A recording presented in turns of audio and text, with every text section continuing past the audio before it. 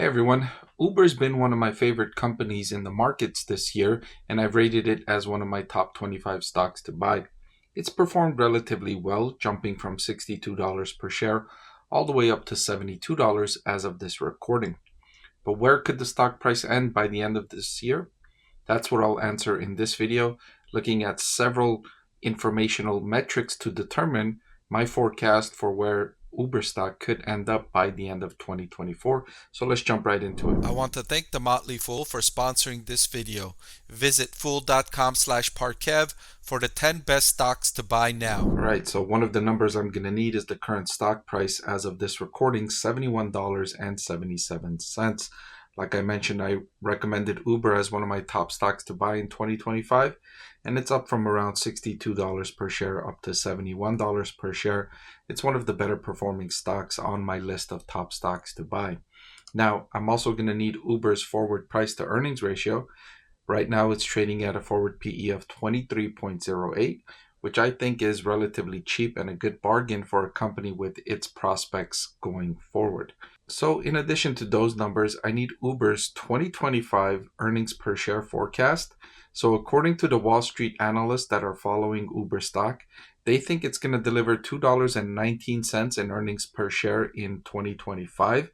That's up from around $1.94 they were predicting 90 days ago. So just in the last 90 days, they've increased that forecast from $1.94 to $2.19. And I wouldn't be surprised if they continue revising those forecasts upward, given people's insatiable demand to get out of the house to spend more time and money away from home. And relatively speaking, using Uber for transportation is a good value for customers if you compare to the price of car ownership.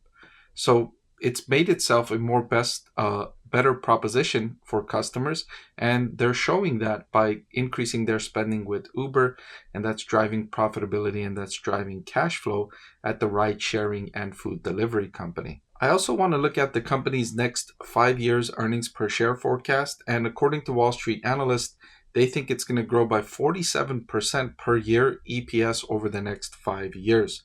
I need this number because it's going to determine what valuation investors would be willing to pay for a company. Because when you're investing in a company, you're looking at what it's likely to do in the future. And if it's likely to grow earnings per share at 47% in the future, you're willing to pay a higher valuation.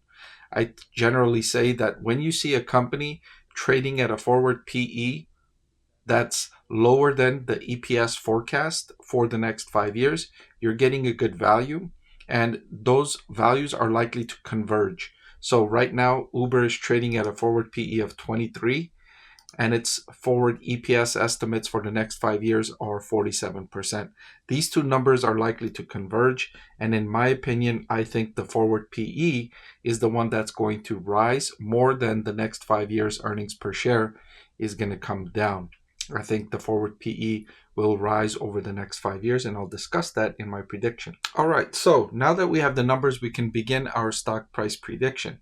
So analysts on Wall Street were expecting $2.19 in earnings per share for Uber, and it's currently trading at a forward PE of 23.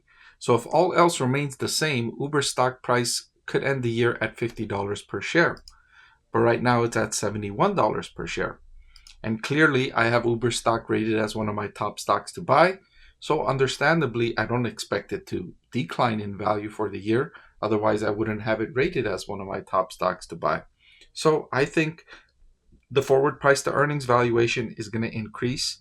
And I think it's going to increase meaningfully. If it increases to 30, then the stock price could end up at $65 per share at the end of the year. I think it's going to go higher than that. If the forward PE rises to 35, the price could rise to $76 per share.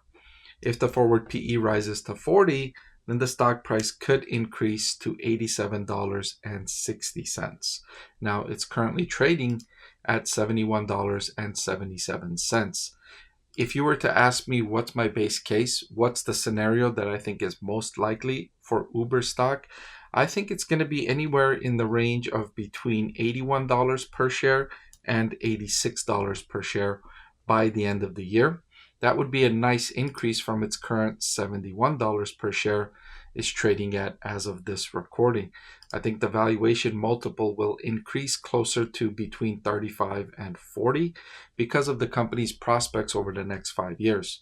As the year plays out, as it makes more progress towards achieving greater profitability, I think its valuation multiple will increase along with that. Of course, that is if it continues to achieve these types of earnings per share forecasts and progress on that metric.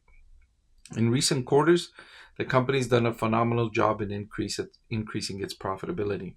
It's growing its rideshare business, and at the same time, the food delivery business is thriving, which surprised me. It surprised me significantly.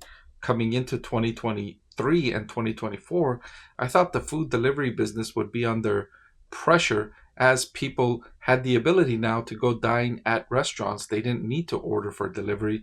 These restaurants weren't closed anymore, and the fear of contracting COVID has kind of ebbed away. And so I thought food delivery would not be so strong, but it has been. To my surprise, the food delivery business continued its growth despite those factors. And again, it speaks to the customer value proposition that Uber provides. Sure, it's not cheap to get Uber for delivery, and it's more expensive than if you were to go to the restaurant to order the food and pick it up and bring it home. But think of the convenience it adds. So let's say you're a couple at home on a Thursday evening thinking about ordering food, and your food order, if you were to go pick it up, let's say for the both of you, would be $25. Right? Let's say you're getting Chipotle, 2 burritos are going to be roughly $25. If you're going to order it for delivery, it might be, let's say, $35 or $32 or something like that, right? They're going to charge you. And you might, on a percentage basis, you might say, well, $10 for a $25 order, man, that's almost 50% higher for the delivery. But when you think about it on a dollar basis, it's $10 that's going to save you. If you live in a large city like Los Angeles, it'll take you 30 minutes to go to the restaurant, and more if you have to wait in line, which you're probably going to have to wait in line. And the traffic, looking for parking might take you, you might have to park like a block or two away and walk, and all of that inconvenience when you could just pay $10 and it'll save you 30 minutes of your time and all of the hassle. And the advantages are clearly outweighing the costs for customers. Customers continue ordering because that convenience is worth it for them. They don't mind paying that fee to get that delivery. For them, it's worthwhile. And customers have demonstrated that it's worthwhile with their pockets. They're spending more and more. And so this opportunity is massive for Uber. Right now, they're just doing food delivery. It can expand to other areas, delivering other goods and delivering more and more of people's orders. As they grow in scale, the cost per delivery will decrease. And on the supply side, it's also very, very beneficial for Uber. Driving for Uber is a lot better job than working at other similar category entry-level jobs. You think about working at Starbucks or working at Chipotle or working at a movie theater, these entry-level jobs that require, minimal to no qualifications, as does the Uber driver, minimal to no qualifications. You get to be your own boss, work your own hours. You don't have anyone telling you what to do. You listen to music while you're driving. You meet new people. You're sitting down, and all of which is much more enjoyable than working at a company where, let's say, you're full-time and you need to take a day off to spend time with your kid. You have to ask your boss, who may or may not give you that day off. So in terms of the supply of labor and the supply of transportation, Uber's employees, or contractors, I should say, are giving and providing that supply at little cost. At little cost. It's an asset-light business model. If Uber were to have to deliver the asset itself, imagine having to spend all of that capital for Uber to purchase all of those vehicles that are needed to deliver those rides. Doesn't need to do that. Its drivers are willing to provide the assets and their time and labor to work for Uber. So all of that is working in its favor. All reasons why I think the company has excellent long-term prospects, and I think it'll end the year at around $81 to $86 per share. If you liked the video you just saw and you want to see more just like it, please subscribe to the channel. I can't keep this channel free without the support of viewers like you.